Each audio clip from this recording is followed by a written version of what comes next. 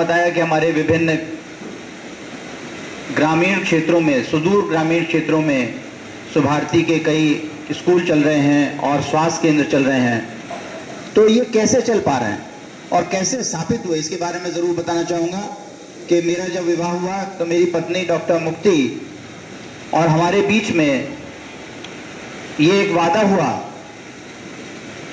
कि तुम घर चलाओगी और मैं हम लोगों की जो मन की इच्छाएं हैं उनकी पूर्ति में अपना पैसा कमाया हुआ लगाऊंगा। अगर उन्होंने मुझे ये आश्वासन न दिया होता तो मैं ये सब कुछ नहीं कर पाता। हमारे मन में, क्योंकि शुरू से जो मैंने देखा था, एक करुणा के भाव जो डॉक्टर अंबेडकर साहब को पढ़कर, तथागत को समझकर, उनके धर्म को समझकर मेरे मन में भाव उत्पन्न हुआ था, वो केवल किसी राजनीतिक या स्वार्थ के दृष्टिकोण से नहीं था, वो वास्तविक था और उसको क्रिया रूप देने की आवश्यकता थी। मेरी प्रैक्टिस ठीक ठाक चलती थी, मेरी पत्नी की प्रैक्टिस ठीक ठाक चलती थी। हम लोगों को साधन था हमारे पास और उस साधन का सही उपयोग करना। तथागत भी यही कहते हैं, तथागत ये कहते हैं कि पैसा कमाना बुरा नहीं है, लेकिन उस पैसे का सदुपयोग होना चाहिए। मैं केवल इतना कह सकता हूं कि अगर मेरी पत्नी ने मेरा साथ ना दिया होता और उन्होंने मेरे से कुछ ऐसी अपेक्षाएं की होती कि मुझे घर चाहिए, मुझे जेवर चाहिए, मुझे ये चाहिए, तो मैं शायद कुछ ना कर पाता। उन्होंने कहा कि नहीं, मुझे कुछ नहीं चाहिए। हम किराए के मकान में रहते थे और आज भी हम किराए के मकान में रहते हैं और ये सब उन्हीं का मैं उनको धन्यवाद देना चाहूँगा। आज हमारे बीच में नहीं है, लेकिन मैं उनकी याद करना चाहूँगा और उनको धन्यवाद देना चाहूँगा कि उनकी कृपा से, उनकी इच्छा से कि उन्होंने जो मेरे को ये आश्वासन दिया कि अतुल, तुम जो पैसा कमा रहे हो तुम अपनी इच्छा की पूर्ति करो, क्योंकि उस इच्छा में मैं भी सम्मिलित हूँ और घर का जो सारा खर्चा है उसको मेरे से जो इनकम होती है उससे घर से चलाया जाएगा। तो मैं इस सब के लिए उनको बहुत बहुत साधुवाद देता हूँ। आज वो हमारे बीच में होती तो उनको और अच्छा लग रहा होता है।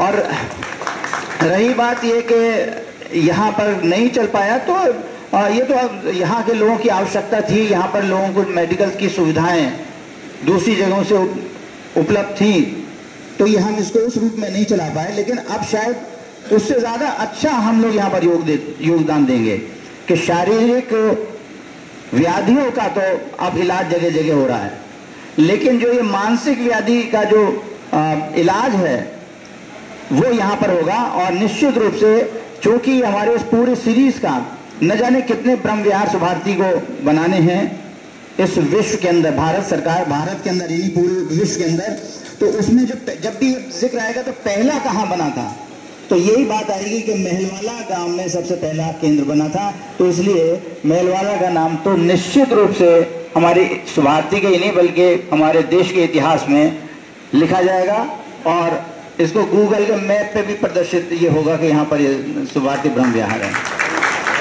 और इसी क्रम में जीवन में नहीं उतारेंगे तो दूसरों को क्या मैसेज देंगे कि हम लोगों को खाना इसलिए ज़रूरी है कि हमें जीना है। और जीना क्यों है? इसलिए जीना है हमको कि हम दूसरों के कष्टों का निवारण कर सकें, तो इसलिए जीना है और इसलिए खाना है। तो इसलिए इट इज ए मटेरियल कि हमने क्या, हमको मिल गया, जो मिल गया वो खा लिया और उसमें संतुष्ट हो गए। ये भाव मैं समझता होना चाहिए। अगर ये भाव था तो अच्छा था, किसी का इसमें मैं समझता हूँ कि सभी में ऐसा भाव होना चाहिए, कोई विशेष बात नहीं है। फिर भी आपने ये याद दिलाई, बहुत बहुत धन्यवाद सतपाल जी।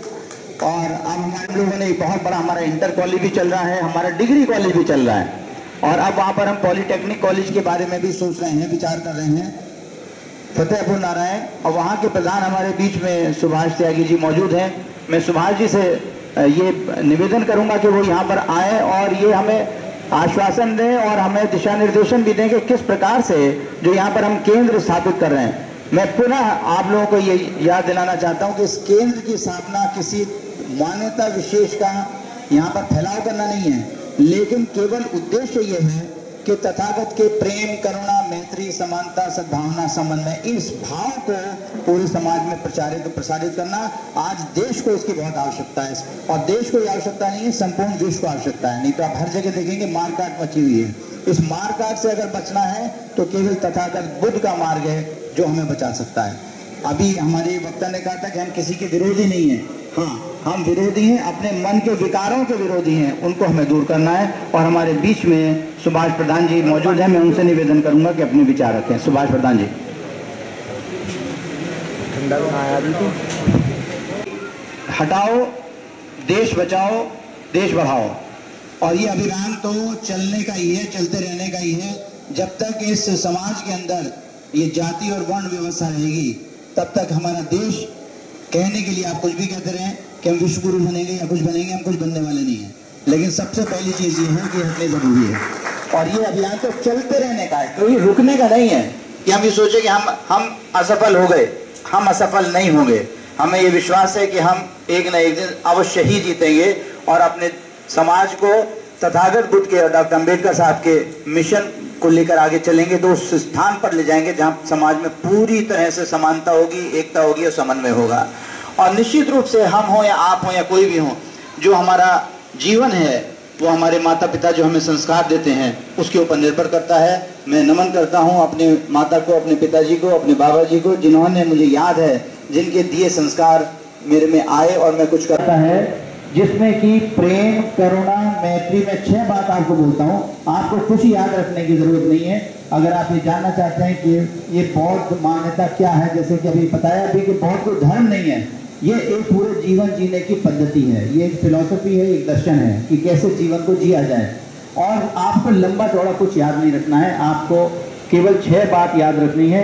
और अगर ये 6 बात अपने जीवन में आप उतार लेते हैं तो आप इसके मतलब कि इस संसार के लिए, जैसे तथागत बुद्ध एक पूरे विश्व के लिए एक दीपक थे, आप भी अपने समाज के लिए एक दीपक बन सकते हैं, अपने देश के लिए एक दीपक बन सकते हैं। केवल हमें अपने लिए नहीं सोचना, हमें अपने देश के लिए सोचना है। और वो क्या है? प्रेम, करुणा, मैत्री, समानता, सद्भावना और समन्वय। हम समाज में रहते हैं, सबके अलग अलग विचार हैं, उन विचारों के बीच में समन्वय करना। जहां ये बात आ जाती है कि मेरा विचार सबसे अच्छा है या मेरा विचार ही अच्छा है, मेरा विचार ही मानने योग्य है, बाकी सारे विचार गलत हैं, सारी मान्यताएं गलत हैं, यहीं पर विकार पैदा हो जाता है। यही हम चाहते हैं कि हमारे लोगों के मनों से ये भाव निकले कि मैं ही हूं या मेरा ही विचार है। समन्वय, हर एक दूसरे के विचारों को आत्मसात करना, उनको रिस्पेक्ट देना, और हम अपना विचार स्वयं माने लेकिन दूसरों को कम से कम इज्जत दे सकते हैं, रेस्पेक्ट दे सकते हैं। यही हम लोगों का एक प्रयास है। और अब मैं निवेदन करूंगा कि हमारे बीच में अमित फौजी जी हैं, हमारे बीच में आए हैं। आप जिला पंचायत सदस्य और देश सुरक्षित रहे। और इसके अलावा अमित फौजी जी ने कहा तो जरूर कि मुझे बोलने का अनुभव नहीं है, लेकिन 2 बातें उन्होंने इतनी अच्छी बोल दी। सबसे पहली बात उन्होंने बोल दी कि मैं कौन हूँ। इसी का तो सारा विषय है, सारी समस्या ये है, सारी ईगो ही प्रॉब्लम ही सारी है कि मैं कौन हूँ। और ये अगर मैं समझ में आ जाए कौन हूँ तो समस्या का समाधान हो जाए। और ये केंद्र है, ये यही समझाएगा और यही जानने की कोशिश कराएगा आपको कि मैं कौन हूँ। और दूसरी बात आपने कही कि हमको संतोष धन सबसे बड़ा धन है। इसका अर्थ ये नहीं कि हम कार्य करना छोड़ दें, हम ये सुकून की बात ये हम ना समझें। ये जो कहानी मैंने बताई ये केवल एक उदाहरण के तौर पर बताई। हम ये ना सोचे कि हमें कुछ करना नहीं, आराम से लेट कर सो जाओ, नहीं, हमें करना है, लेकिन उसके साथ हमें संतोष होना चाहिए। जो भी हमारी सामर्थ्य है उसके हिसाब से हमें अवश्य ही करना है, और लेकिन उसमें संतोष करना है। हमारे में ऐसी फीलिंग नहीं होनी चाहिए कि हमें ये भी मिल जाए, हमें वो भी मिल जाए, उसमें हमें संतोष लेकर चलना है। यही तथागत बुद्ध ने सिखाया हमको और यही उनका मध्यम मार्ग है। और अब मैं